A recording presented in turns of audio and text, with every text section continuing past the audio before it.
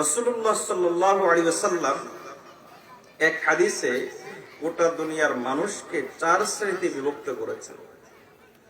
নবী সাল্লাল্লাহু আলাইহি ওয়াসাল্লাম বলেন যে এক শ্রেণী হলো মিনহুম মান ইউলাদু কাফিরান ওয়া ইয়াহইয়া কাফিরান ওয়া ইয়ামুতু কাফিরা।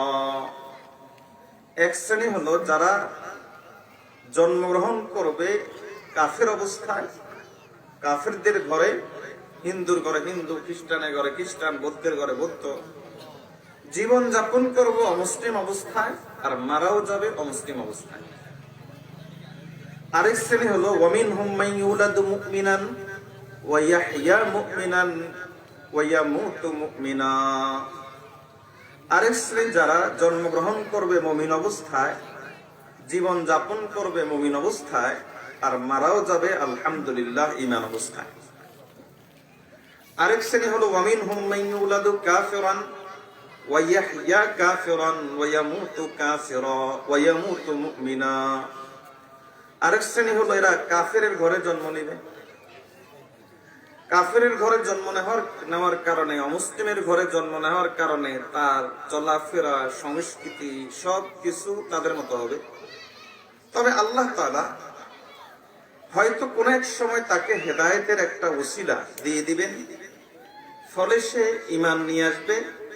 ঈমান নিয়ে আসার কারণে জীবনে যে কয়দিন আর বেঁচে থাকবে, যে কয়টা বছর, যে কয়টা মাস, যে কয়টা দিন বেঁচে থাকবে, ওই কয়টা দিন ঈমান অবস্থায় বেঁচে থাকবে আর ঈমান অবস্থায় মারা যাবে। আর আরেক শ্রেণী হলো ওয়ামিনহুম মান ইউলাদু মুমিনান ওয়া ইয়াহইয়া মুমিনান ওয়া ইয়ামুতু কাফিরা।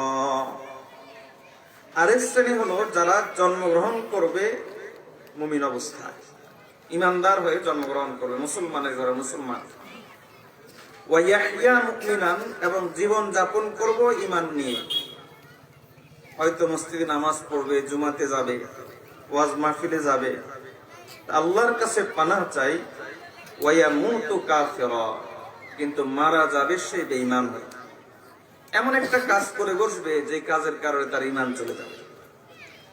আমার মাথা ব্যথা হলো এই 4 নম্বর লোক যারা, তাদের কি বলে, যারা মুমিন অবস্থায় জন্মগ্রহণ করবে, মুসলিম সমাজে জন্মগ্রহণ করবে, মুসলিম পরিবারে জন্মগ্রহণ করবে, কিন্তু মারা যাবে সে বেঈমান হয়ে, অমুসলিম হয়ে। আমাদের সমাজের মধ্যে এই শ্রেণীর লোকের বর্তমানে অভাব নেই।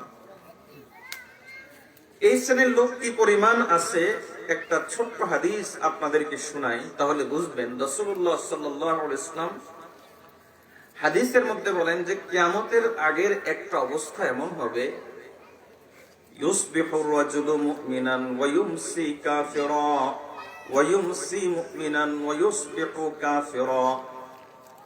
সকালে মুমিন, সন্ধ্যায় বেঈমান, আর সন্ধ্যায় মুমিন, সকালে বেঈমান। তাহলে বোঝা গেল যে ঈমান নষ্ট করার আয়োজন কিয়ামত যত আসবে তত বাড়তে থাকে। ঈমান চলে যাওয়ার ঘটনা কিয়ামত যত সামনে আসবে তত বেশি বাড়তে থাকে। আমাদের সমাজের মধ্যে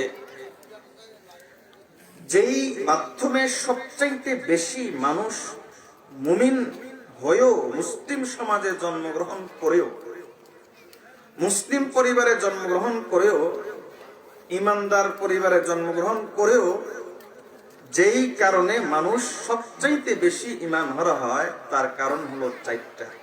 বলেন তার কারণ কয়টা? বলেন সবাই, কয়টা? খুব ভালো করে বুঝেন এবং সমাজের সাথে মিলাবেন। এবং এই 4টা জিনিস একটা জিনিসের মাধ্যমে হয়। এই 4টা হয় একটার মাধ্যমে। 4টার একটা হলো এই, এটা একটু শিক্ষিত শ্রেণীর মধ্যে বেশি পাওয়া যায়, অশিক্ষিতর মধ্যে একটু কম পাওয়া যায়। সেটা হলো এই যে ইসলামকে সে মানে এবং ইসলামকে সে সত্য ধর্ম হিসাবে স্বীকার করে, কিন্তু মনে করে যে ইসলামের ওই জিনিসটা যৌক্তিক না, ইসলামের ওই জিনিসটা সমাজের জন্য চলবে না। যেমন আমি দৃষ্টান্ত দেই, যদি বলেন যে নামাজ পড়ো অসুবিধা নাই, রোজা সমস্যা নাই, জানাজার নামাজে উপস্থিত হওয়া অসুবিধা নাই, বিয়ে শাদী ইসলামী তরিকায় তাও ক্ষেত্র বিশেষ সমস্যা নাই। কিন্তু অর্থ ব্যবস্থায় ব্যাংকিং খাতে সুদ দূর করতে হবে, তবে সুদ ছাড়া সমাজ চলবে না। নারীদেরকে পর্দায় মেনে চলতে হবে, নারীরা পর্দা মেনে না চললে, পর্দা অনুযায়ী না চললে নারীদের দুনিয়া এবং আখিরাতে ক্ষতি হবে। এ কথা যখন বলা হয় তখন বলে যে আরে পর্দা সেটা তো 1500 বছর আগে জিনিস, সেটা তো 1400 বছর আগে জিনিস, এই আধুনিক যুগে পর্দা চলে। আচ্ছা, বিচার ব্যবস্থা ইসলাম আনতে হবে। কেন দেশের সংবিধান নাই, বিচার ব্যবস্থায় কেন ইসলাম লাগবে? এই কথাগুলো এখন আপনারাও বুঝেন, মিডিয়ার বরকতে এই কথাগুলো আপনারাও বুঝেন। বিচার ব্যবস্থা ইসলাম আনতে হবে কেন? বিচার ব্যবস্থা ইসলাম কেন আনতে হবে? দেশের সংবিধান আছে না, দেশের আইন আছে না, সেখানে আবার ইসলাম কেন আনতে হবে? যদি বলা হয় রাষ্ট্র ব্যবস্থা ইসলাম আনতে হবে, ইসলামী রাষ্ট্র গঠন করতে হবে, তখন বলে যে কেন ইসলামী রাষ্ট্র কেন গঠন করতে হবে? যারা দেশ চালায় তারা কি অযোগ্য নাকি? তারা কি পারবে না? কোরবানির সময় দেখবেন, যদি যখন গরু জবাইয়ের সময় আসে তখন এ জাতীয় কিছু বুদ্ধিজীবী বের হয়ে বলে যে এতগুলো পশু হত্যা করা এটা কি ধরনের কাজ, এটা কি কোনোভাবে হয়? খুব ভালো করে বুঝেন, যারা ইসলামের সব বিধানকে মানলো কিন্তু পর্দার বিধানকে অস্বীকার করলো, ইসলামের সব বিধানকে মানলো কিন্তু সুদের কারবার হারাম এ কথা অস্বীকার করলো, ইসলামের সব বিধানকে মানলো, বিচার ব্যবস্থা ইসলাম দরকার এই কথাকে অস্বীকার করলো, ইসলামের সব বিধান মানলো, রাষ্ট্র ব্যবস্থা ইসলাম দরকার এই কথাকে অস্বীকার করলো, তাহলে সে কখনো মুমিন হতে পারে না। আসেনি আমাদের সমাজে? তাহলে ঈমান হারা হওয়ার এটা একটা রাস্তা, সেটা হলো ইসলামের বিধানের ব্যাপারে যুক্তি তালাশ করা। এটা ঈমান হারা হওয়ার বর্তমান সমাজের একটা রাস্তা। নিজের স্বার্থে আসলে বা স্বার্থে পড়লে মানবে, অন্যথায় মানবে না। নিজের যদি কল্যাণের ভিতরে পড়ে তার ধারণা মতে, তাহলে মানবে, অন্যথায় মানবে না।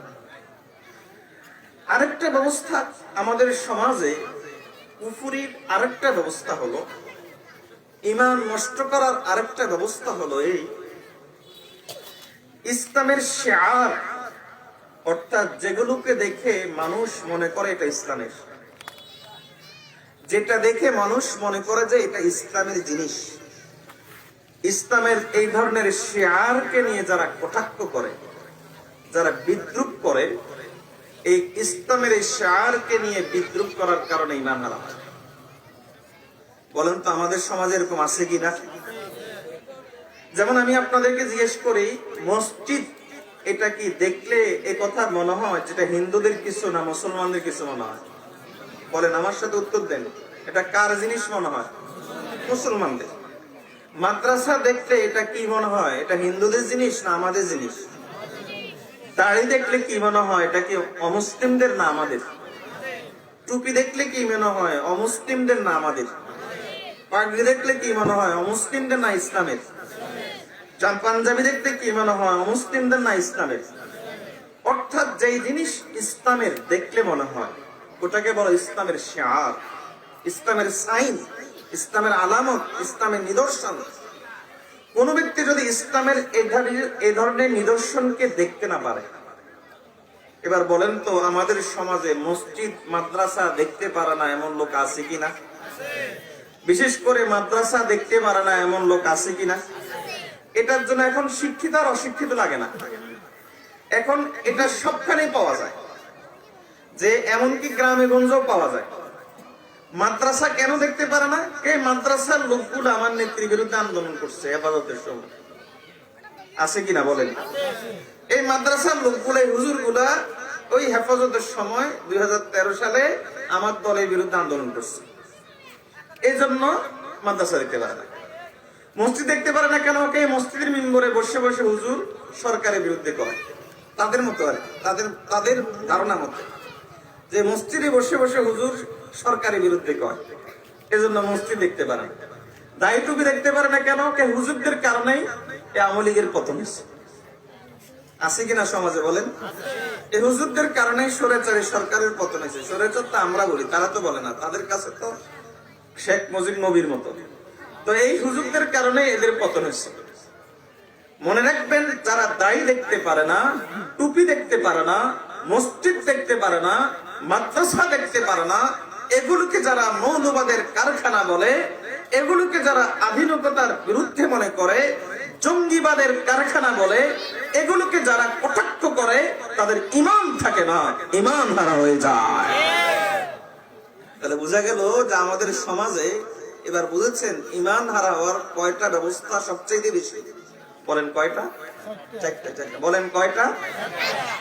তার মধ্যে একটা হলো যেটা বলেছি, ইসলামের বিধানের ব্যাপারে যুক্তি তালাশ করা। নম্বর 2 হলো ইসলামের নিদর্শন নিয়ে কটাক্ষ করা। নম্বর 3, আমাদের সমাজের ঈমান হারা হওয়ার আরেকটা বড় কারখানার নাম হলো মাজার। মাজার কেন্দ্রিক শিরক। মাজারে গিয়ে মান্নাত করে, মাজারে গিয়ে সিজদা দেয়, মুসলমান দাবি করে। এমন মুসলমান আমাদের সমাজে আছে কিনা? অথচ সিজদা একমাত্র দিতে হয় কাকে? লা জিদ্দা লাহু, আল্লাহর সমান কেউ নাই। ওয়ালা নিদ্দা লাহু, তার সমকক্ষ কেউ নাই। ওয়ালা আসলা লাহু, তার মূল নাই। ওয়ালা নাকলা লাহু, তার কোনো ফটোকপি নাই। ওয়ালা শারীকা লাহু, তার কোনো শরীক নাই। ওয়ালা ওয়াজিরা লাহু, গোটা দুনিয়াতে চালাতে গিয়ে তার কোনো মন্ত্রীর দরকার হয় না। ওয়ালা মুশিরা লাহু, তার কোনো পরামর্শকারীর দরকার হয় না। সুবহানা, তিনি সব ধরনের অক্ষমতা থেকে পবিত্র এবং মুক্ত। কুল্লু শাইইন ইয়ারজু ইলাইহি ওয়া হুয়া লা ইয়ারজু ইলা শাইইন, তিনি সকলকে ছাড়া সবকিছুই করতে পারেন, সকলেই কোনো কিছু করতে পারে না যাকে ছাড়া, তার নাম আল্লাহ। ওয়া হুয়া আহাক্কু আন ইউসজাদ, সুতরাং সিজদার একমাত্র উপযুক্ত তিনি। ওয়া হুয়া আহাক্কু আন ইউহমাদ, সুতরাং প্রশংসার একমাত্র উপযুক্ত তিনি। কাজেই কোন ব্যক্তি যদি আল্লাহকেও সিজদা দেয়, মাজারকেও সিজদা দেয়, কোন ব্যক্তি যদি আল্লাহকেও সিজদা দেয়, পীরের কবরকেও সিজদা দেয়, কোন ব্যক্তি যদি পীরের কবরের নামে, মাজারের কবরের নামে কোন জিনিস মান্যত করে, তাহলে ঈমান হারা হয়ে যায়, শিরিক হয়ে যায়, ঈমান থাকে না। এদেরকে একটু থামান না। এদের ঈমান থাকে, বলেন এদের ঈমান থাকে? ঈমান থাকে। তাহলে আমাদের সমাজে শিরিক বা ঈমান হারা হওয়ার তৃতীয় প্রক্রিয়া হলো মাজার কেন্দ্র। আমাদের সমাজে ঈমান হারা হওয়ার চতুর্থ প্রক্রিয়া। 4টা প্রক্রিয়ায় সবচাইতে বেশি আমাদের সমাজে ঈমান হারা হয়।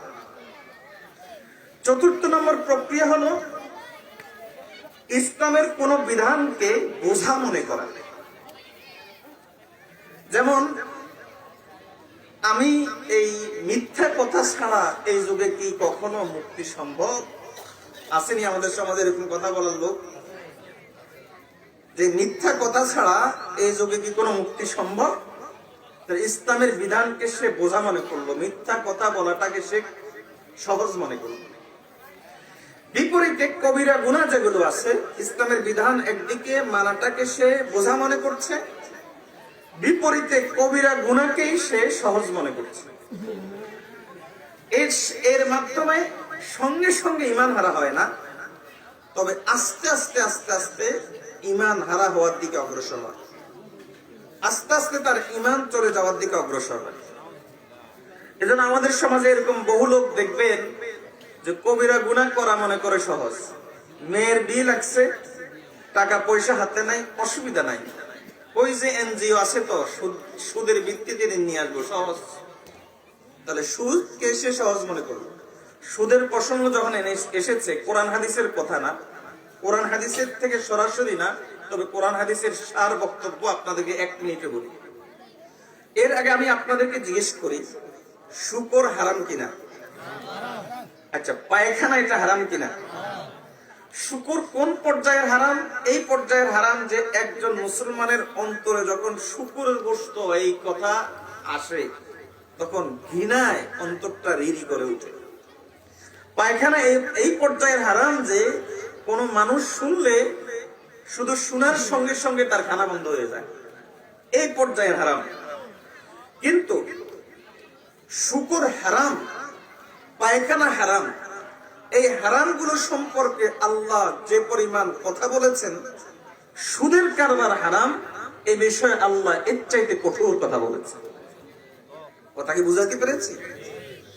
কোন ব্যক্তি যদি সুদ খায় তাহলে সে আপন মায়ের সাথে ব্যভিচার করার সমান অথবা এর চাইতে কঠিন গুনাহ তার হবে। এটা কোরআন হাদিসে আছে কিনা বলেন? এটা কোন মুসলমান না জানে? কোন মুসলমান এই কথা না জানে যে সুদের কারবার করা মানে আপন মায়ের সাথে ব্যভিচার করার মতো? সব মুসলমানই জানে। কিন্তু আপনি দেখবেন শুকর খাইলে আপন মায়ের সাথে ব্যভিচার করার মতো গুনাহ হয়, পায়খানা খাইলে আপন মায়ের সাথে ব্যভিচার করার মতো গুনাহ হয়। এ জাতীয় বক্তব্য কোরআন হাদিসে নাই। খাইলে গুনাহ হয় না, আপন মায়ের সাথে ব্যভিচারের সঙ্গে তুলনা করা হয় না। শুকরের গোশত খাইলে আল্লাহর বিরুদ্ধে যুদ্ধ ঘোষণা, পায়খানা খাইলে আল্লাহর বিরুদ্ধে যুদ্ধ ঘোষণা, এ জাতীয় কথা কোরআন হাদিসে নাই। কিন্তু সুদের কারবার করলে ফাযানু বিহারবিন মিনাল্লাহি ওয়া রাসূলিহি, আল্লাহ এবং তার রাসূলের বিরুদ্ধে যুদ্ধ ঘোষণা হয়। এজন্য কিয়ামতের ময়দানে যারা সুদের কারবারি তাদেরকে বলা হবে যে অস্ত্র ধরো আর আল্লাহর বিরুদ্ধে যুদ্ধ করো, অস্ত্র নিয়ে আল্লাহর বিরুদ্ধে সরাসরি যুদ্ধ করো। তাহলে বোঝা গেল যে আমাদের সমাজে এরকম অনেক লোক আছে যে ইসলাম মানাকে কঠিন মনে করে আর হারামকে সহজ মনে করে। যারা ইসলাম মানাকে কঠিন মনে করে, হারামকে সহজ মনে করে, এরা সঙ্গে সঙ্গে ঈমান হারা না হলেও আস্তে আস্তে ধীরে ধীরে একটা পর্যায়ে এসে ঈমান থেকে বের হয়ে যায়। তাহলে কয়টা ব্যবস্থা? চারটা ব্যবস্থা। বলুন তো এই চারটা ব্যবস্থা জন্ম দিল কে? এই যে ঈমান হারা হওয়ার এই চারটা বহুল প্রচলিত প্রক্রিয়া আমাদের সমাজে আছে, আরো আছে, কিন্তু এই চারটা মূল। আমাদের সমাজে যে ঈমান হারা হওয়ার এই বহুল প্রচলিত চারটি প্রক্রিয়া আছে, চারটি ব্যবস্থা আছে, এবং এই চারটা ব্যবস্থার কারণে সকালে মুমিন সন্ধ্যায় বেঈমান, সন্ধ্যায় মুমিন সকালে বেঈমান হচ্ছে, দলে দলে মানুষ ঈমান হারা হচ্ছে। এবং ঈমান হারালে সে হচ্ছে এটাও সে খবর রাখে না এর পিছনে কারণটা কি। এর পিছনে কারণ হলো একটা মতবাদ, সেই মতবাদের নাম হলো ধর্মনিরপেক্ষ মতবাদ তথা সেকুলারিজম। আপনারা এই কঠিন কথাগুলো হয়তো বুঝতে পারছেন না, কিন্তু বুঝিয়ে দিলে সহজে বুঝবেন। ধর্মনিরপেক্ষ মতবাদ বা সেকুলারিজমের মূল কথা কি? মূল কথা হলো যে আমরা কোন ধর্মের পক্ষে না।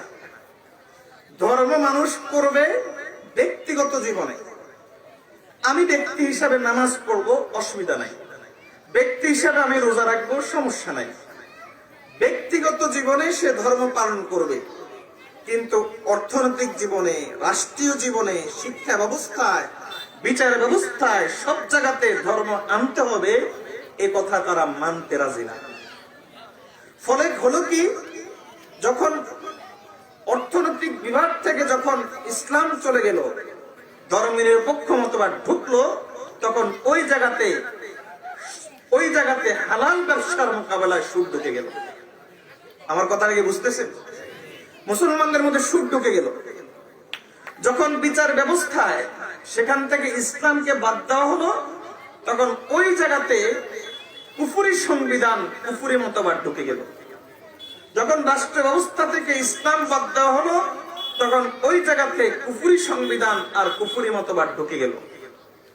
এভাবে প্রত্যেকটা জায়গাতে যখন ইসলামকে বাদ দেওয়া হলো, সর্বশেষ শিক্ষা ব্যবস্থা থেকে ইসলামকে বিদায় করে যখন শেষ কফিনের শেষ পেরেকটা মারা হলো, তখন সমাজের মধ্যে কিছু মূর্খ তৈরি হওয়া শুরু হলো। এক দুদিনের ইতিহাস আমি আপনাদেরকে বলছি না, বছরের পর বছর, দশকের পর দশক, প্রায় 100 বছর পর্যন্ত এভাবেই চলে আসছে। যখন শিক্ষা ব্যবস্থা থেকে, শিক্ষা থেকে যখন ইসলামকে দূর করা হলো, তখন এই শিক্ষা ব্যবস্থা থেকে ডাক্তার বের হয়, কিন্তু ডাক্তার তার নাম থাকে, বাস্তবে সে কসাই হয়। ইঞ্জিনিয়ার বের হয়, ইঞ্জিনিয়ার তার নাম হয়, বাস্তবে সে চোর হয়, রাজনীতিবিদ বের হয়, রাজনীতিবিদ তার নাম হয়, বাস্তবে সে জালিম, অত্যাচারী আর স্বৈরশাসক হয়। একটা ব্যবস্থা, এই ব্যবস্থার নাম হলো ধর্মনিরপেক্ষ মতবাদ। ধর্মনিরপেক্ষ মতবাদের মূল কথা হলো ব্যক্তি জীবনে তুমি ইসলাম পালন করো, অসুবিধা নাই, আর কোথাও ইসলাম রাখতে পারবে না। না অর্থনীতিতে ইসলাম রাখতে পারবা, না রাষ্ট্রে রাখতে পারবা, না সমাজে রাখতে পারবা, না বই রাখতে পারবা, না শিক্ষা ব্যবস্থা রাখতে পারবা, কোথাও রাখতে পারবে না, শুধু ব্যক্তিগত জীবনে। এটার নাম দিয়েছে যে আমরা ধর্মের ব্যাপারে নিরপেক্ষ। এবার আমি আপনাদেরকে বিষয়টাকে আরেকটু পরিষ্কার করার জন্য একটা ছোট্ট দৃষ্টান্ত দিই। মনে করুন আমার হাতে 5টা আঙ্গুল। এই আঙ্গুল দাবি করলো আমি হিন্দু, এই আঙ্গুল দাবি করলো আমি খ্রিস্টান, এই আঙ্গুল দাবি করলো আমি ইহুদি, এই আঙ্গুল দাবি করলো আমি মুসলিম, আর এই আঙ্গুল দাবি করলো আমি ধর্মের ব্যাপারে কোনো পক্ষে নাই, অর্থাৎ আমি ধর্ম নিরপেক্ষ, আমি সেকুলারিস্ট। ইংরেজিতে বলা হয় সেকুলারিস্ট। ধর্ম নিরপেক্ষ মতবাদ মানে সেকুলারিজম। আর যে ইসলাম পালন করে সে মুসলিম, যে ধর্ম নিরপেক্ষ মতবাদের রাজনীতি করে সে সেকুলারিস্ট। এই আঙ্গুল দাবি করলো আমি হিন্দু, এই আঙ্গুল দাবি করলো আমি বৌদ্ধ, এই আঙ্গুল দাবি করলো আমি ইহুদি, এই আঙ্গুল দাবি করলো আমি মুসলিম, অর্থাৎ 4 আঙ্গুল 4টা দাবি করলো। আর এই আঙ্গুল দাবি করলো আমি কোন ধর্মের পক্ষে নাই। এবার বলুন তো, এই আঙ্গুল যে দাবি করলো আমি কোন ধর্মের পক্ষে নাই, এই দাবি অনুযায়ী এই আঙ্গুল কি হিন্দু? বলেন না, এই আঙ্গুল কি হিন্দু? এই আঙ্গুল যে দাবি করলো আমি কোন ধর্মের পক্ষে নাই, এই দাবি অনুযায়ী এই আঙ্গুল কি বৌদ্ধ? এই আঙ্গুল যে দাবি করলো আমি কোন ধর্মের পক্ষে নাই, এই দাবি অনুযায়ী এই আঙ্গুল কি ইহুদি বা খ্রিস্টান? এই আঙ্গুল দাবি করলো আমি কোন ধর্মের পক্ষে নাই, সেই দাবি অনুযায়ী এই আঙ্গুল কি মুসলিম? কথা বুঝাইতে পারে নাই? কথা বুঝেছেন? তাহলে এই আঙ্গুল যে দাবি করলো আমি কোন ধর্মের পক্ষে নাই, এর অর্থ হলো সে ইহুদিও নয়, সে বৌদ্ধও নয়, সে খ্রিস্টানও নয়, সে যেমন ভাবে ইহুদিও নয়, যেমন ভাবে বৌদ্ধও নয়, যেমন ভাবে খ্রিস্টানও নয়, যেমন ভাবে সে অপর ধর্মের লোকও নয়, তেমন ভাবে সে মুসলমানও নয়। কথা বুঝাইতে পেরেছি? এজন্য উলামায়ে কেরাম পরিষ্কার ভাষায় বলেন, ধর্ম নিরপেক্ষ মতবাদ মানে ধর্মহীন হয়ে যাওয়া, ধর্ম নিরপেক্ষতা মানে ধর্মহীনতা হওয়া। এই ধর্ম নিরপেক্ষ মতবাদ কতটা জঘন্য আপনারা একটু দেখেন। ধর্ম নিরপেক্ষ মতবাদ এই পৃথিবীর বুকে আছে মাত্র 100 বছর। বলেন এই মতবাদের বয়স কত বছর? সবাই বলেন এই মতবাদের বয়স কত বছর? এগুলো খুব ভালো করে বুঝেন, এগুলোর মাধ্যমে মানুষ ঈমান হারা হয়। এই মতবাদ বর্তমান দুনিয়াতে আছে বয়স কত? 100। 100 বছর আগে কি ছিল? 100 বছর আগে কিছু কিছু ধর্মভিত্তিক খ্রিস্ট রাষ্ট্র ছিল, বা এই রাষ্ট্র সেই রাষ্ট্র ছিল, আর গোটা দুনিয়াতে সবচাইতে শক্তিশালী সুপার পাওয়ার ছিল ইসলাম। 1924 সাল, এখন কত? বলেন এখন কত? তাহলে 1924 থেকে 2024 কত বছর? 1924 সালে ইসলামী খেলাফতের পতন ঘটানো হয়। গোটা দুনিয়ার প্রায় 3 ভাগের 2 ভাগ আবাদী অঞ্চল ছিল এই ইসলামী খেলাফতের অধীনে, ইসলামী রাষ্ট্র ব্যবস্থার অধীনে। 1924 সালে এই উসমানীয় খেলাফত, ওটার সর্বশেষ খেলাফত আমাদের উসমানীয় খেলাফত, উসমানীয় খেলাফতকে ভেঙে দিয়ে 1924 সালে ধর্মনিরপেক্ষ মতবাদ আনা হয়। এই মর্মে, এই লক্ষ্যে যে লোকগুলো কাজ করেছিল তার মধ্যে একজন ছিল তুরস্কের কামাল আতাতুর্ক। তুরস্কের কামাল আতাতুর্ক। সৌদি আরবের কিছু লোক এই বিষয়ে তারা ইংরেজদের দালালি করেছিল, তার মধ্যে সৌদির প্রতিষ্ঠাতা সাউদ। আর জর্দানের তৎকালীন বাদশা আব্দুল্লাহ, এরা বড় দালাল ছিল ইংরেজদের। এক হলো সাউদ আর এক হলো আব্দুল্লাহ। এবার প্রাসঙ্গিক ক্রমে বলি, বর্তমানে সৌদি আরবে যারা ক্ষমতায় আছে এরা কি ইসলামের লোক নাকি ইসলামের গাদ্দারদের বংশধর? কথা বুঝাইতে পারি নাই। এরা সাউদের বংশধর, এরা নবীজির কোন বংশের না। এদের সঙ্গে ইসলামের কোনো সম্পর্ক নাই। এদের বাপদাদার কারণে ইসলামের পতন হয়েছে। ইংরেজদের সাথে হাত মিলিয়ে, খ্রিস্টানদের সাথে হাত মিলিয়ে তারপর ইসলামী সাম্রাজ্য ভেঙেছে এদের বাপদাদাই। এই জর্দানের আব্দুল্লাহ এবং সৌদির আরেক সাউদ, এদের মাধ্যমে ইসলামী খেলাফতের পতন ঘটানো হয়েছিল। তুরস্কের কামাল আতাতুর্ক, এদের মাধ্যমে ইসলামের খেলাফতের পতন ঘটানো হয়েছিল। এজন্য সৌদির রাজ পরিবারে এখন যারা আছে এবং জর্দানের শাসক যারা আছে এরা ইসলামের গাদ্দারদের বংশধর। এবার বুঝেছেন, ইতিহাস বুঝতেছেন? 1924 সালে এই খেলাফতের পতন হয়। এরপরে বিশ্ব রাজনীতিতে আসে মোড়ল হিসাবে ইসলামের বিপরীতে যেই মতবাদ, সে মতবাদ হলো ধর্মনিরপেক্ষ মতবাদ।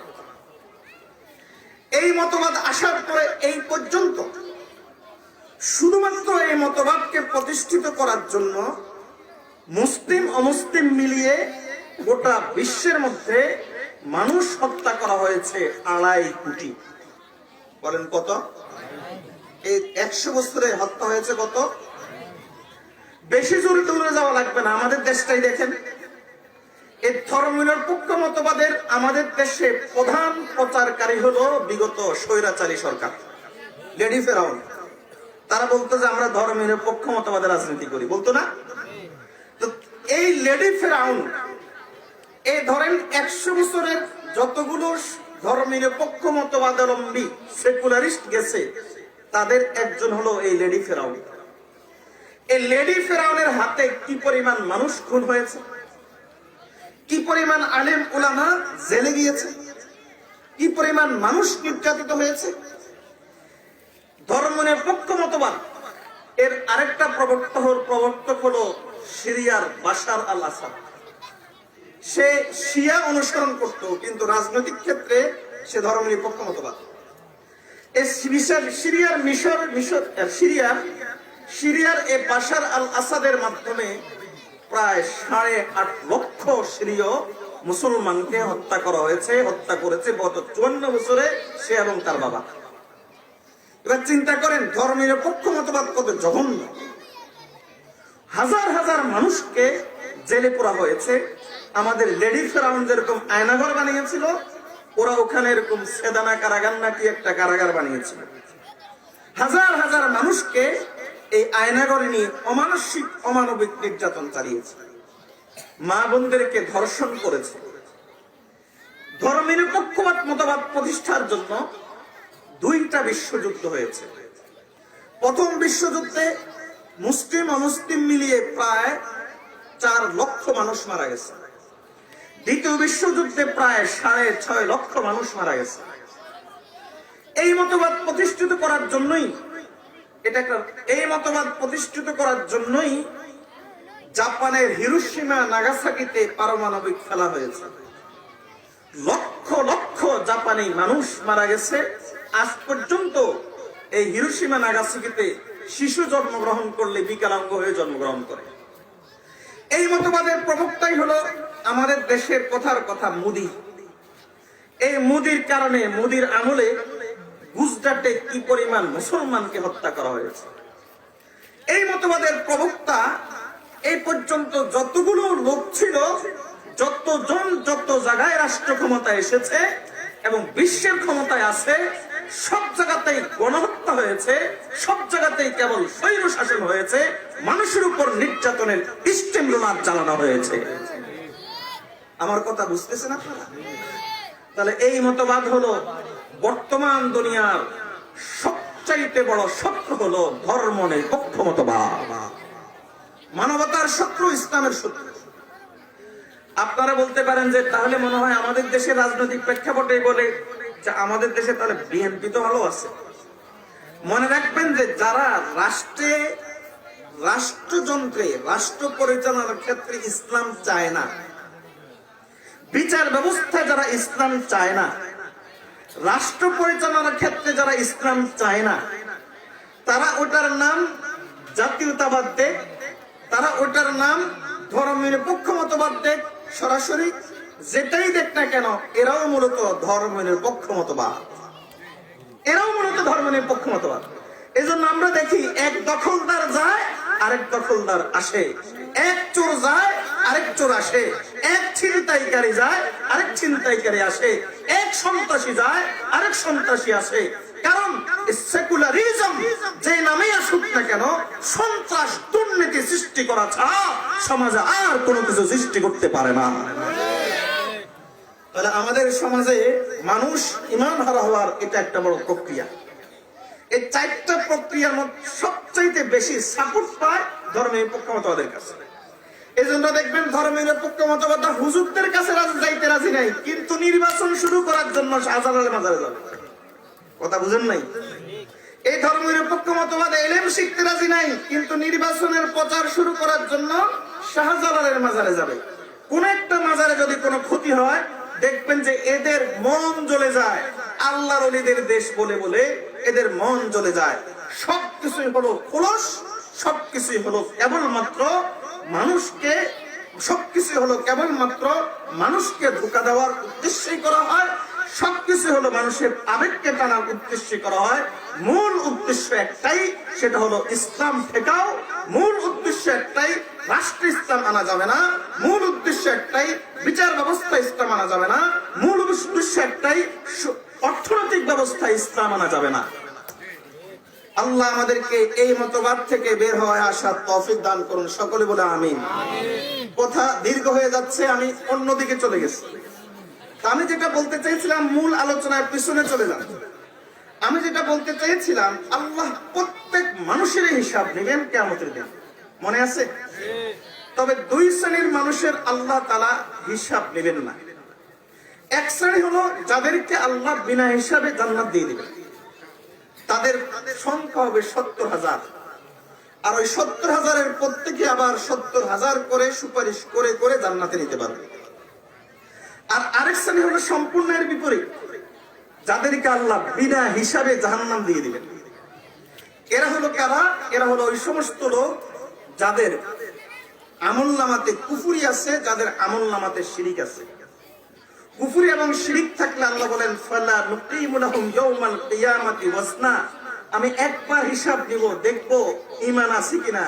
যখন দেখব নাই, দ্বিতীয়বার আমি তাদের থেকে কোনো হিসাব নেব না। বিনা হিসাবে আমি তাদেরকে জাহান্নাম দিয়ে দেব। এটা দৃষ্টান্ত অনেকটা এরকম, ধরেন দেশের একজন নাগরিক দেশে অনেক কাজ করে, মানুষের অনেক সেবা করে, কিন্তু ভিতরে ভিতরে দেশদ্রোহিতায়, দেশের বিরোধিতায় লিপ্ত।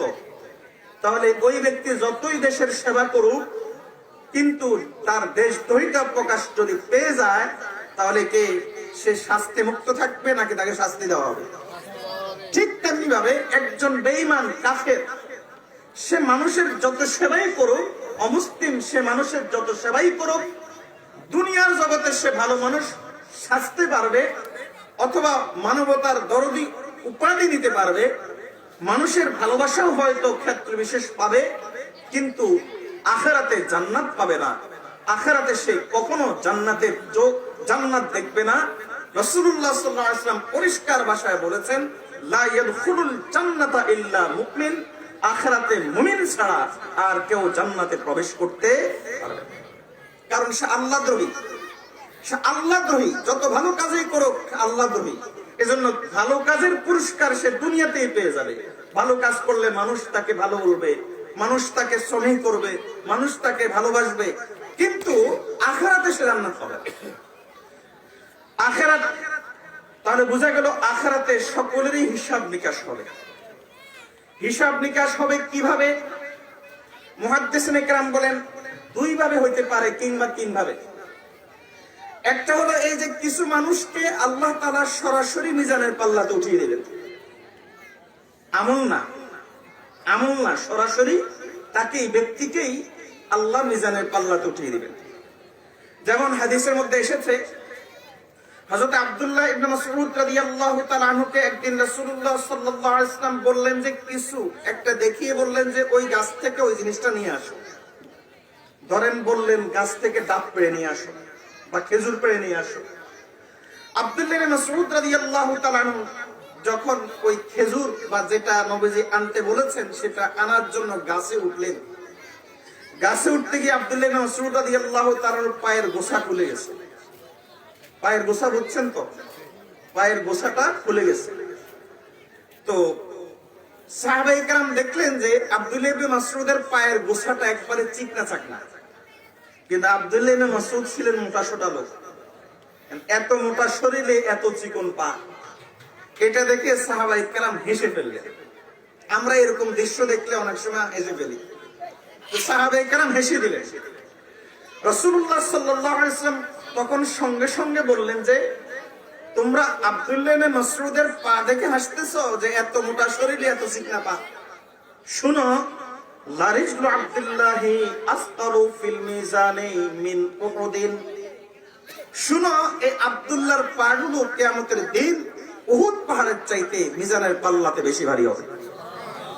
তাহলে বোঝা গেল কিছু মানুষকে আল্লাহ সরাসরি মিজানের পাল্লাতে মাপ দিবেন। উলামায়ে কেরাম লেখেন যাদেরকে আল্লাহ সরাসরি মিজানের পাল্লাতে ওজন করবেন, আমল না ডাইরেক্ট তাদেরকে, এটা একটা আলামত হলো এই যে আল্লাহ তাকে মাফ করতে চান, আল্লাহ তার সঙ্গে হিসাব নিকাশ সহজ করতে চান। কারণ এই লোকটা তার বডির ভিতরে তো ঈমান আছে, ঈমান থাকার কারণে মিজানের পাল্লা অবশ্যই ভারী হয়ে যাবে। এর অর্থ হলো আল্লাহ তাকে মাফ করে দিবে, আল্লাহ তার সঙ্গে সহজ আচরণ করতে চান। পক্ষান্তরে কিছু কিছু ক্ষেত্রে আমলকে ওজন করা হবে। এই আমল সব আমলেই কিয়ামতের ময়দানে ওজন হবে। তবে এই আমলগুলো থেকে কিছু আমল আছে এমন যে আমলগুলো কিয়ামতের ময়দানে মিজানের পাল্লাতে অন্য আমলের তুলনায় বেশি ভারী হবে। যেমন দৃষ্টান্ত হলো এরকম, ধরেন 1 মণ স্বর্ণ আর 1 মণ রূপা, দুটাই দামি কিন্তু দাম সমান না, ব্যবধান আছে। 1 মণ রূপা এটাও দামি, 1 মণ স্বর্ণ এটাও দামি, কিন্তু ব্যবধান আছে। দুটাই 1 মণ কিন্তু দামে ব্যবধান। ঠিক তেমনি হবে সকল নেক আমলই কিয়ামতের ময়দানে মিজানের পাল্লাতে ওজন হবে, কিন্তু সব নেক আমল সমান হবে না, বরং ওজনে ওজনে দামে দামে কিছু ব্যবধান। হাদিসে রাসূলুল্লাহ সাল্লাল্লাহু আলাইহি ওয়াসাল্লাম এমন কিছু আমলের কথা বলেছেন যে আমলগুলো মিজানের পাল্লাতে অধিক ভারী হবে। মিজানের পাল্লাতে যদি আমার আমল নেক আমল ভারী না হয় তাহলে কি হবে? আল্লাহ কোরআন মাজিদে বলেছেন পরিষ্কার করে, ফাআম্মা মান সাকুলাত মাওয়াজিনুহু ফাহুয়া ফি ঈশাতির রাদিয়া ওয়া আম্মা মান খাফফাত মাওয়াজিনুহু ফাউম্মুহু হাবিয়া। আল্লাহ বলেন যে মিজানের পাল্লাতে যদি তোমার আমল ভারী হয়, মিজানের পাল্লাতে যদি তোমার নেক আমল ভারী হয়, তাহলে তুমি এক আনন্দের জীবন যাপন করতে পারবা, এমন জীবন যে জীবনের ব্যাপারে তুমিও সন্তুষ্ট, তোমার মাওলাও সন্তুষ্ট।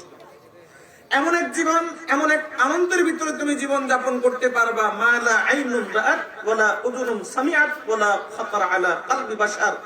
যেই আনন্দ, যেই সুখ, যে শান্তি না কোনো চোখ দেখেছে না দেখবে, না কোনো কান শুনেছে না শুনবে, না কোনো অন্তর কল্পনা করতে পেরেছে বা পারবে, এমন সুখ আর এমন আনন্দ আল্লাহ দান করবেন যদি মিজানের পাল্লাতে আমাদের আমলনামা ভারী হয়ে যায়। আর যদি আমলনামা হালকা হয়ে যায়, আমল যদি হালকা হয়ে যায়, আল্লাহ বলেন আম্মা মান খাফফাত মাওয়াজিনুহু ফাউম্মুহু হাবিয়া ওয়া মা আদরাকা মা হিয়া নারুন হামিয়া। যদি তোমাদের আমল হালকা হয়ে যায় তাহলে আল্লাহ বলেন যে তাহলে তার ঠিকানা হবে জাহান্নাম, হাবিয়া, দুজক। হাবিয়া কি জিনিস জানো? আল্লাহ বলেন নারুন হামিয়া, প্রজ্বলিত আগুন। আমার মনে পড়ে আমি একবার নারায়ণগঞ্জে একটা মাহফিলে গিয়েছিলাম। নারায়ণগঞ্জ মাহফিলে যাওয়ার পরে মাহফিলে যখন আলোচনা করছিলাম, আপনাদের এই এশার নামাজের পরে এরকম আলোচনা করছিলাম, তখন কিছু একটা জিনিসের আওয়াজে আলোচনা করতে আমি পারছিলাম না। বুঝলাম যে আশেপাশে কোনো ফ্যাক্টরি আছে। মাহফিল শেষে আমি জিজ্ঞেস করলাম আশেপাশে কি কোনো ফ্যাক্টরি আছে? বলে হ্যাঁ আছে। তো বললাম কিসের ফ্যাক্টরি, এরকম আওয়াজ, ক্যাস ক্যাস আওয়াজ? তখন আমাকে বললো যে এখানে রডের ফ্যাক্টরি আছে, রড বানানো হয়। আমি চিন্তা করলাম রড সারা জিন্দেগি কত দেখছি, আজকে একটু ফ্যাক্টরিতে কেমনে বানায় একটু দেখি। এজন্য বললাম যে আমাকে কি দেখাইতে পারবেন? একজন তখন বললো যে হুজুর আমি ওই কারখানাতেই চাকরি করি, আমি আপনাকে ভিতরে নিয়ে যাব, যাওয়ার সময় দেখিয়ে দেবো, অসুবিধা নেই। আমি ভিতরে ঢুকলাম, কারখানার ভিতরে দেখলাম এই লোহার ভাঙ্গারিগুলো, ভাঙ্গারি বুঝুন তো, লোহার ভাঙ্গারিগুলো একদিক থেকে দেওয়া হচ্ছে আর আরেক দিক থেকে সেগুলো পানির মতো লিকুইড হয়ে বের হচ্ছে। চিন্তা করলাম দুনিয়ার আগুনের হিট যদি এই পরিমাণ হয়, দুনিয়ার প্রজ্বলিত আগুনের হিট যদি এই পরিমাণ হয় যে লোহাকে পর্যন্ত গলিয়ে দিতে পারে, তাহলে না জানি জাহান্নামের আগুনের হিট কি পরিমাণ হবে, না জানি জাহান্নামের আগুনের হিট কি পরিমাণ হবে। আল্লাহ বলেন যেই ব্যক্তির আমল হালকা হবে, ওজন হবে না, ফাউম্মুহু হাবিয়া, তার ঠিকানা হলো হাবিয়া দুজক। হাবিয়া দুজক কি? আল্লাহ বলেন ওয়ামা আদরাকা মা হিয়া, জানো সেটা কি? নারুন হামিয়া, প্রজ্বলিত আগুন। এজন্য আল্লাহ কোরআন মাজিদে বলেন আফরাইতুমুন নারুল্লাতী তুরুন, যখন আগুন জ্বালাও তখন কি দেখো না আগুন কেমনে জ্বলে? আগুন থেকে তোমরা শিক্ষা নিতে পারো না? গ্যাসের চুলার আগুন আর লাকড়ির চুলার আগুনের হিট সমান না ব্যবধান? ঠিক তেমনি ভাবে দুনিয়ার আগুনের হিট আর জাহান্নামের আগুনের হিট সমান হবে না, বরং ব্যবধান হবে। দুনিয়ার আগুনের হিটের চাইতে জাহান্নামের আগুনের হিট কম পক্ষে 70 গুণ বেশি হবে। আল্লাহ আমাদেরকে ওই আগুন থেকে বেঁচে থাকার তৌফিক দান করুন। কিছু আমল এমন আছে, এই আমলগুলো যদি আপনি করেন, এই আমলগুলো আপনি যদি করেন, তাহলে মিজানের পাল্লাতে আমলগুলো অন্য আমলের তুলনায় অনেক বেশি ভারী হবে। আমরা ওই আমলগুলো করার জন্য প্রস্তুত আছি তো ইনশাআল্লাহ? কে কে প্রস্তুত আছেন আল্লাহকে দেখা। আল্লাহ আমাদেরকে এই আমলগুলো করার তৌফিক দান করুন। আমলের নিয়তে শুনবো এবং অন্যকেও শোনানোর চেষ্টা করব, অন্যকে আমলগুলোর প্রতি উদ্বুদ্ধ করব ইনশাআল্লাহ। এক নম্বর আমল হলো বেশি বেশি করে লা ইলাহা ইল্লাল্লাহ জিকির করা। হাদিসের মধ্যে এসেছে রাসূলুল্লাহ সাল্লাল্লাহু আলাইহি ওয়াসাল্লাম বলেন কিয়ামতের দিন এক ব্যক্তির আমলনামা খোলা হবে, তখন দেখা হবে যে ফায়ানশুর লাহু 99 সিজিল্লা, তখন তার জন্য 99টা ফাইল খোলা হবে। ওই ব্যক্তির আমলনামা হিসাবে কতটা ফাইল? 99টা ফাইল। নবী সাল্লাল্লাহু আলাইহি ওয়াসাল্লাম বলেন কুল্লু সিজিল্লিন মিসলু মাদ্দিল বাসার, প্রত্যেকটা ফাইলের দৈর্ঘ্য হবে একজন মানুষের দৃষ্টি যে পরিমাণ যায় এই পরিমাণ দূরত্ব পর্যন্ত প্রত্যেকটা ফাইলের দৈর্ঘ্য হবে। এবার চিন্তা করে দেখেন কত বিশাল ফাইল। এই প্রত্যেকটা ফাইলে কি থাকবে? এই 99টা ফাইলের প্রত্যেকটা ফাইলে তার প্রতিটা গুনার বিবরণ থাকবে। কি কি গুনাহ সে করেছিল, লোকচক্ষুর অন্তরালে, লোকচক্ষুর সামনে কোন কোন গুনাহ সে কখন, কত সেকেন্ডে, কোন দিন, কত তারিখে, কোন জায়গাতে করেছিল, বিস্তারিত সেখানে লেখা থাকবে। আল্লাহ তখন ওই ব্যক্তিকে জিজ্ঞেস করবেন আতুনকিরু মিন হাযা শাইআ, এই যে বিশাল 99টা ফাইল তোমার কাছে খোলা হয়েছে, এই বিশাল বিশাল ফাইলের গুলোর মধ্যে তোমার সারা জিন্দেগীর যে গুনার বিবরণ দেওয়া আছে, এই গুনার বিবরণ গুলো কোনটা কি তুমি অস্বীকার করো? ওই ব্যক্তি বলবেন না আল্লাহ, আমি কোনটা অস্বীকার করি না, আমি সবগুলো গুনাহ করছি, আমার মনে আছে। তখন আল্লাহ বলবেন আচ্ছা তাহলে আউ জালামাকা মালাইকাতি মিনাল হাফিজিন, নাকি আমার যে সমস্ত হেফাজতকারী ফেরেশতা আমলনামা লেখে তারা তোমার সাথে কোনো অন্যায় আচরণ করেছে একটা, লিখে রেখেছে ভিন্নটা, এরকম 2 নম্বরই করেছে, এরকম কি হয়েছে? ওই বান্দা বলবে যে না ও আল্লাহ, এরকম কোনো কিছু হয় নাই। তখন ফেরেশতা বলবে, আল্লাহ তাআলা তখন বলবেন ওই বান্দাকে তাহলে তুমি বলো তোমার ফয়সালা কি, তোমার কি ফয়সালা করা যায়? বান্দা তখন উত্তর দিবে ও আল্লাহ, নাজাতের কোনো ব্যবস্থা নাই তবে আপনার রহমত ছাড়া। আপনি যদি দয়া করেন তাহলে সেটা ভিন্ন কথা। আল্লাহ তখন ফেরেশতাদেরকে বলেন, ফেরেশতারা দেখো তো এই লোকের আমলনামাতে এই বিশাল বিশাল 99টা ফাইলের বাইরে কোনো ফাইল আছে কিনা। ফেরেশতারা খুঁজে খুঁজে কোনো বড় ফাইল পাওয়া যাবে না, বরং একটা মাত্র ছোট্ট কাগজের টুকরা পাবে। ফেরেশতারা বলবে, ওগো আল্লাহ, এই যে কাগজের টুকরাটা আছে। আল্লাহ বলবেন যে একটা কাজ করো, 99 ফাইলকে এক পাল্লাতে রাখো, আর এই কাগজের টুকরাতে এই কাগজের টুকরাকে আরেক পাল্লাতে রাখো, দেখো কি অবস্থা। ফেরেশতারা যখন কাগজের টুকরাটাকে এক পাল্লাতে রাখবে আর 99 ফাইলকে এক পাল্লাতে রাখবে, তখন এই এক টুকরা কাগজের ওজন আরো বেশি হয়ে যাবে। রাসূলুল্লাহ সাল্লাল্লাহু আলাইহি ওয়াসাল্লাম বলেন যে কেন বেশি হবে জানো? কারণ ওই ফাতাশাতিস সিজিল্লাহ ওয়া সাকুলাতিল বিতাকা কেন বেশি হবে তোমরা জানো? এর কারণ হলো ওয়ালা শাইউন আসকালু মিন মা ইসমিল্লাহ। এর কারণ হলো আল্লাহর নামের চাইতে ভারী আর কোন জিনিস হতে পারে না। আর ওই কাগজের মধ্যে লেখা থাকবে লা ইলাহা ইল্লাল্লাহ, আল্লাহর নাম। তাহলে বোঝা গেল লা ইলাহা ইল্লাল্লাহ মিজানের পাল্লাতে অধিক ভারী হয় কিনা বলেন? এজন্য লা ইলাহা ইল্লাল্লাহ জিকির বেশি বেশি করে করবেন তো ইনশাআল্লাহ। আজকে থেকে একটা টার্গেট করে নেন যে আমি প্রতিদিন আমার ঈমানকে ঝালাই করব, প্রতিদিন আমার ঈমানকে নবায়ন করব। কাপড় যেমন পুরাতন হয়, কাপড় যেমন ময়লা হয়, ঠিক তেমনি ভাবে গুনার কারণে ঈমানও ময়লা হয়। যেমন ভাবে কাপড় সাবান দিয়ে পরিষ্কার করে নিতে হয়, নবীজি সাল্লাল্লাহু আলাইহি ওয়াসাল্লাম বলেন ঠিক তেমনি ভাবে জাদ্দিদু ঈমানাকুম, তোমাদের এই ঈমানটাকে বারবার পরিষ্কার করে করে নবায়ন করে নিতে হয়। সাহাবী বললেন কিভাবে কিভাবে নবায়ন করব, পদ্ধতি কি? নবীজি সাল্লাল্লাহু আলাইহি ওয়াসাল্লাম বলেন বিকাসরাতি কাউলি লা ইলাহা ইল্লাল্লাহ, বেশি করে লা ইলাহা ইল্লাল্লাহ বলবা, ঈমান ঝালাই হয়ে যাবে, ঈমান নতুন হয়ে যাবে। এজন্য বেশি করে লা ইলাহা ইল্লাল্লাহ বলবেন তো ইনশাআল্লাহ।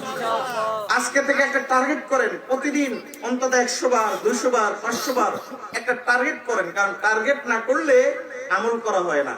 এজন্য একটা টার্গেট করে ফেলেন মনে মনে। কে কে একটা টার্গেট করে সারা জিন্দেগি এই লা ইলাহা ইল্লাল্লাহ প্রতিদিন এতবার করে পড়বো, এরকম একটা টার্গেট করে নিয়ত করেছেন? কে কে যারা নিয়ত করেন হাত তুলিয়েন না, যারা নিয়ত করেছেন তারা আল্লাহকে দেখিয়ে দেন। আল্লাহ আপনাদের প্রত্যেককে আপনাদের টার্গেট পূরণ করার তৌফিক দান করুন। 2 নম্বর, মিজানের পাল্লাতে ভারী আমল। রাসূলুল্লাহ সাল্লাল্লাহু আলাইহি ওয়াসাল্লাম সহিহ বুখারীর শেষ হাদিসে বলেন, নবীজি সাল্লাল্লাহু আলাইহি ওয়াসাল্লাম বলেন কালিমাতান খাফিফাতান আলাল লিসান সাকিলাত হাবিবাতান ইলার রহমান সাকিলাতান ফিল মিজান সুবহানাল্লাহি ওয়া বিহামদিহি সুবহানাল্লাহিল আযীম। নবীজি বলেন যে দুইটা কথা, দুইটা বাক্য এমন আছে, এই দুইটা বাক্য মুখে উচ্চারণে খুব সহজ, তবে মিজানের পাল্লাতে অনেক ভারী, আল্লাহর কাছে অনেক প্রিয়। এই দুইটা বাক্য কি?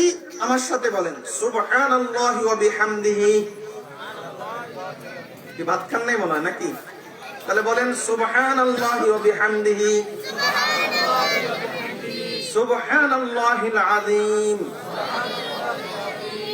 এই দুইটা বাক্য, সুবহানাল্লাহ মানে ওগো আল্লাহ, আপনি সব ধরনের অক্ষমতা থেকে, ব্যর্থতা থেকে, ত্রুটি থেকে পবিত্র এবং মুক্ত। ওয়া বিহামদিহি, এজন্য সমস্ত প্রশংসা আপনারই, আপনার জন্যই এই প্রশংসাগুলো করছি। আর সুবহানাল্লাহিল আযীম একই, ওগো আল্লাহ আপনি মহান, আপনি সব ধরনের অক্ষমতা থেকে, ব্যর্থতা থেকে পবিত্র এবং মুক্ত। সুবহানাল্লাহি ওয়া বিহামদিহি সুবহানাল্লাহিল আযীম মিজানের পাল্লাতে ভারী। আমরা এটারও নিয়ত করে নেই এবং একটা টার্গেট করে নিয়ত করে নেই। পারবো তো ইনশাআল্লাহ? বলেন না পারবেন তো ইনশাআল্লাহ? অনুরূপ ভাবে আরেকটা হাদিস রাসূলুল্লাহ সাল্লাল্লাহু আলাইহি ওয়াসাল্লাম বলেন, সহিহ বুখারীতে এসেছে, আমাদের আম্মাজান হযরত জুয়াইরিয়া রাদিয়াল্লাহু তাআলা আনহা, হযরত জুয়াইরিয়া রাদিয়াল্লাহু তাআলা আনহার অভ্যাস ছিল তিনি খুব ইবাদত করতেন। আমাদের নবীজির স্ত্রী আমাদের আম্মাজান। নবীজি সাল্লাল্লাহু আলাইহি ওয়াসাল্লাম ফজরের নামাজে যখন মসজিদে যাচ্ছিলেন ফজরের আগে, তখন জুয়াইরিয়া রাদিয়াল্লাহু তাআলাকে দেখে গেলেন যে তিনি জায়নামাজে বসে বসে তাসবিহ তাহলিল করতেছেন, ইবাদত করতেছেন। নবীজি মসজিদে গেলেন, ফজরের নামাজ আদায় করলেন, সাহাবায়ে কেরামের সাথে কিছু কথাবার্তা বললেন, ইশরাকের সময় আবার ঘরে ঢুকলেন। ইশরাকের সময় ঘরে ঢুকে দেখেন যে জুয়াইরিয়া ওই যেখানে নবীজি তাকে যেই বিছানায় রেখে গেছেন, যেই জায়নামাজে রেখে গেছেন, সেই জায়নামাজেই জুয়াইরিয়া বসে আছেন। নবীজি দেখতে পেলেন।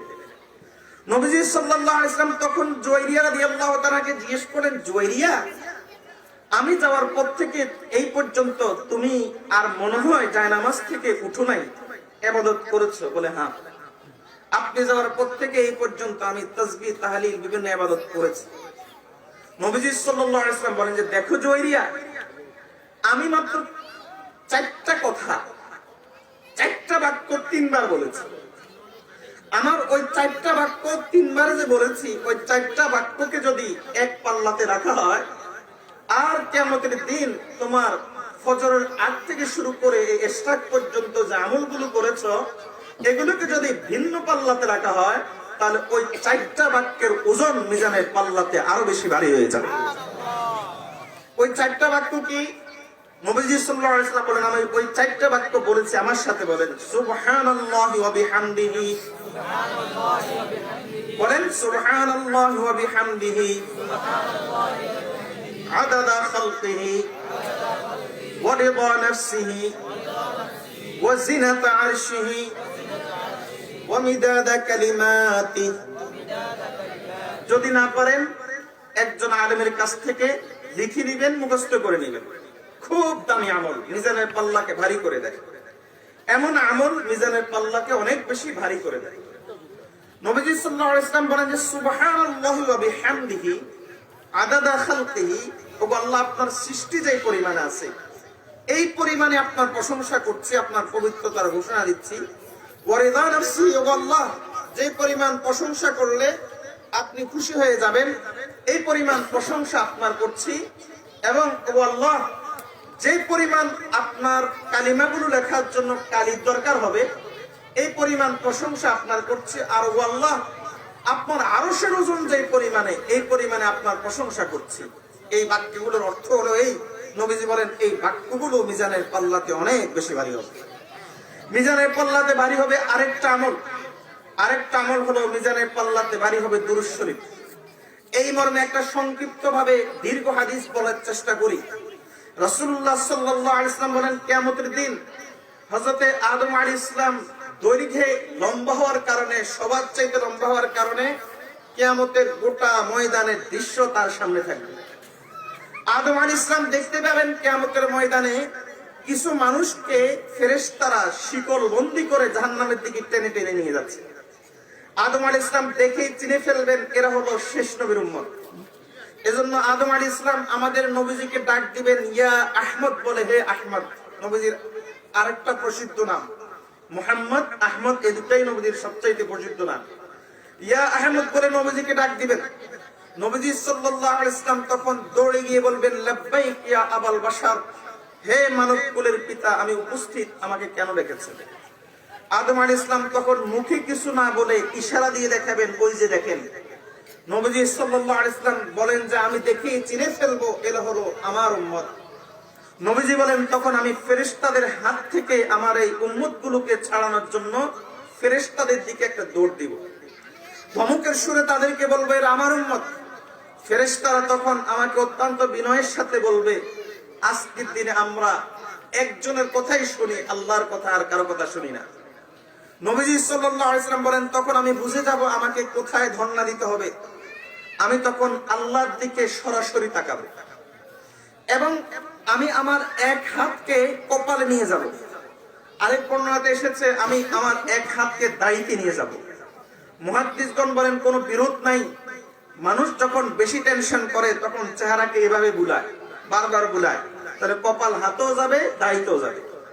নবীজি খুব টেনশনে থাকবেন, আল্লাহর ভয়ে তটস্থ থাকবেন। নবীজি বলেন আমি আল্লাহর দিকে তাকিয়ে কিছু বলতে পারবো না, আমি এভাবে চেহারায় হাত বুলাতে থাকবো আর আল্লাহকে শুধু এতটুকু বলবো, ওগো আল্লাহ এরা আমার উম্মত। এতটুকু বলার সঙ্গে সঙ্গে আল্লাহ আমার মনের ভাষা বুঝে যাবেন।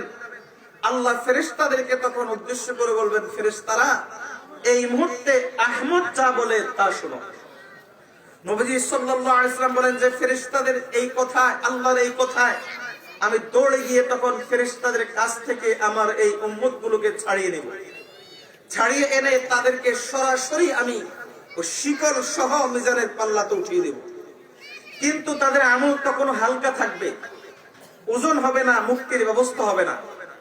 নবীজি বলেন তখন আমি আমার চাদরের ভিতর দিয়ে আমার শাহাদাত আঙ্গুলটাকে বের করে মিজানের পাল্লাতে একটা চাপ দিব।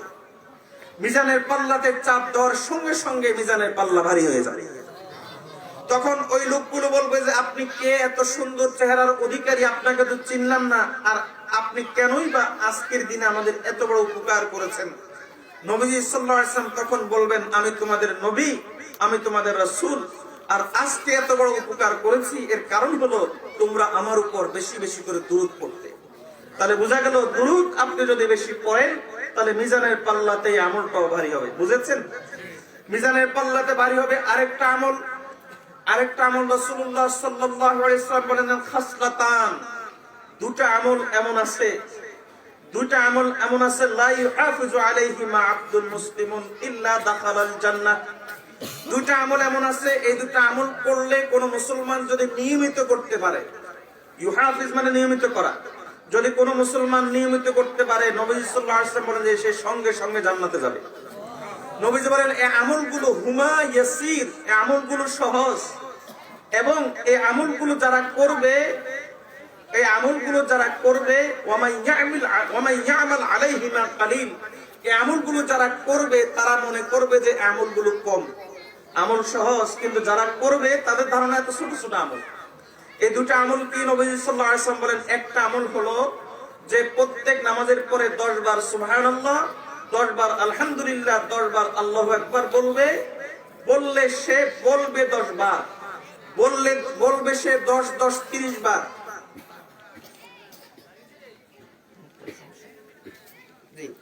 বলবে সে 10 30 বার। 5 ওয়াক্ত নামাজের পরে হবে 150 বার। নবী সাল্লাল্লাহু আলাইহি ওয়াসাল্লাম বলেন যে এভাবে মিআতু ওয়া খামসুনা ফিল লিসান, জবানে হবে তার 150 বার, কিন্তু মিজানের পাল্লাতে আল্লাহ লিখে দিবেন 1500 বার। আর এই একটা আমল। আরেকটা আমল হলো কোন ব্যক্তি যদি ঘুমানোর আগে 33 বার সুবহানাল্লাহ, 33 বার আলহামদুলিল্লাহ আর 34 বার আল্লাহু আকবার বলে, নবীজি বলেন এভাবে হবে 100 বার। মিআতুন ফিল লিসান ওয়া আলফুন ফিল মিজান, হবে 100 বার জবানে, কিন্তু আল্লাহ তাআলা মিজানের পাল্লাতে লিখে দিবেন 1000 বার। তাহলে এই আরেকটা আমল মিজানের পাল্লাতে ভারী হবে। আরেকটা আমল হলো জানাজার নামাজে উপস্থিত থাকা। রাসূলুল্লাহ সাল্লাল্লাহু আলাইহি ওয়াসাল্লাম বলেন যে ব্যক্তি জানাজার নামাজে উপস্থিত থাকবে এবং জানাজার নামাজ থেকে পরিপূর্ণভাবে দাফন কাফন সম্পাদন করে ফারিগ হয়ে তারপর আসবে, ফালাহু কিরাতান, তাকে 2 কিরাত দেওয়া হবে। আর যে ব্যক্তি ওমান তাবিআল জানাজাতা ওয়া ইউসাল্লা আলাইহা ফালাহু কিরাত, আর যে ব্যক্তি শুধুমাত্র জানাজার নামাজ পড়বে তাকে 1 কিরাত দেওয়া হবে। ওয়াল্লাযী নাফসু মুহাম্মাদিন বিয়াদিহি, আর যেই সত্তার হাতে আমার প্রাণ আর আমার প্রাণ, ওই সত্তার কসম করে বলছি এক একটা কিরাতের ওজন কিয়ামতের দিন উহুদ পাহাড় সমপরিমাণ হবে। এজন্য জানাজার নামাজে সুযোগ থাকলে, আপনি সুযোগ না থাকলেও সময় বের করে আপনি জানাজার নামাজে উপস্থিত হবেন তো ইনশাআল্লাহ। সর্বশেষ মিজানের পাল্লাতে ভারী হবে সর্বশেষ আমল। কোরআন হাদিসে এই আমলগুলো পাওয়া যায় বিশেষভাবে। সব আমলেই মিজানের পাল্লাতে নেক আমল ভারী হবে, কিন্তু বিশেষভাবে আমলগুলোর কথা নবীজি বলেছেন। এর অর্থ হলো এখানে স্পেশাল কিছু আছে, এগুলোই সবচেয়ে বেশি ভারী হবে। নবীজি সাল্লাল্লাহু আলাইহি ওয়াসাল্লাম বলেন মিজানের পাল্লাতে মুমিনের জন্য সবচাইতে ভারী যে আমলটা হলো আসকালু ফিল মিজান মা মিন শাইইন লিল মুমিনি আসকালু ফিল মিজানি ইল্লা হুসনুল খুলুক।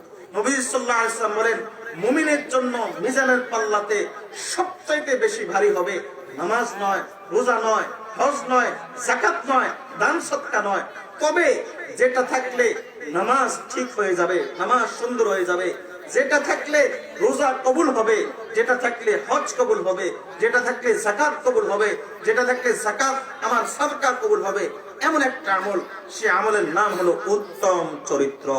এই উত্তম চরিত্র না থাকলে নামাজ কবুল হয় না, রোজা কবুল হয় না, হজ কবুল হয় না, ইবাদত কবুল হয় না। নবীজি সাল্লাল্লাহু আলাইহি ওয়াসাল্লাম বলেন, উত্তম চরিত্র হলো মিজানের পাল্লাতে সবচাইতে ভারী আমল একজন মুমিনের জন্য। এজন্য উত্তম চরিত্র মানে কি? আপনি কারোর সাথে ঝগড়া করেছেন, এটা কি উত্তম চরিত্র? আপনি কাউকে গালি দিয়েছেন, এটা কি উত্তম চরিত্র? মিথ্যা বলেছেন, এটা কি উত্তম চরিত্র? কর্মের প্রতি তাকিয়েছেন, উত্তম চরিত্র? ভাবির দিকে তাকিয়েছেন, গল্প করেছেন, উত্তম চরিত্র? ব্যভিচার করেছেন, এটা কি উত্তম চরিত্র? মোবাইলে খারাপ জিনিস দেখেছেন, এগুলো কি উত্তম চরিত্র? তাহলে বোঝা গেলে এগুলো উত্তম চরিত্র নয়। উত্তম চরিত্র হলো ওজনে কম দেব না, মিথ্যা বলবো না, অহংকার করব না, বিনয়ী হব, সত্য কথা বলবো, আর কোন মানুষকে কষ্ট দেব না, ইনসাফ করব, অশ্লীল কাজ করব না, ইফটিজিং করব না, চোখের ব্যভিচার করব না, এগুলো উত্তম চরিত্র। আল্লাহ যে কথাগুলো বলেছি আমাদেরকে এই কথাগুলোর উপর আমল করার তৌফিক দান করুন। ওয়া আখিরু দাওয়ানা আলহামদুলিল্লাহি রাব্বিল আলামিন।